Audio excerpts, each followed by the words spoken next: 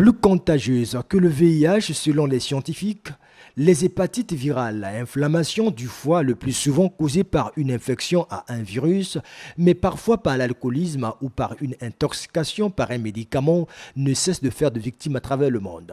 Au Congo, aucune étude globale sur la situation épidémiologique liée à ces pathologies n'est faite, alors que les hépatites B et C sont ici des pathologies préoccupantes. On dit 80% des personnes infectées par exemple par le virus de l'hépatite B ne le savent pas. Donc tant que vous n'avez pas été au dépistage, vous ne le saurez jamais. Mais là encore n'est pas le problème. Là, ça concerne les populations. Or, pour avoir les vrais chiffres, il faut une enquête nationale. On fait un sondage, par exemple, on grappe dans tous les départements, on tire un échantillon de département où on fera une enquête pour extrapoler sur la population nationale. Tant qu'on n'aura pas les moyens pour le faire, on ne fera rien. Les symptômes au début, on appelle ça syndrome pseudo-grippal. Quelqu'un sent comme la grippe, le nez coule, il est fatigué, parfois de la fièvre, des maux de ventre.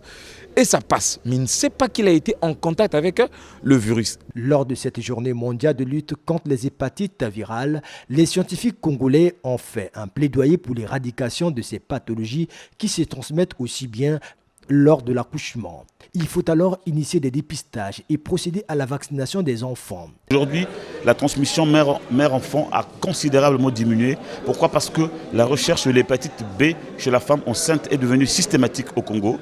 Et le programme élargi de vaccination, le PEV, au Congo, a un vaccin qu'on administre à 2 mois. Mais ce vaccin, il est combinant. Voilà pourquoi nous voulons aujourd'hui, si possible, et je sais que ça sera possible, que le vaccin soit un vaccin qui soit monovalent, donc un vaccin qui ne soit que pour l'hépatite virale B et qui soit administré à tous les nouveaux-nés depuis la naissance. Placée sous le signe, l'hépatite virale ne peut attendre. Cette journée a été organisée par le Programme national de lutte contre les hépatites virales après cette tenue en juillet 2018, dont les recommandations sont restées jusqu'ici lettre morte.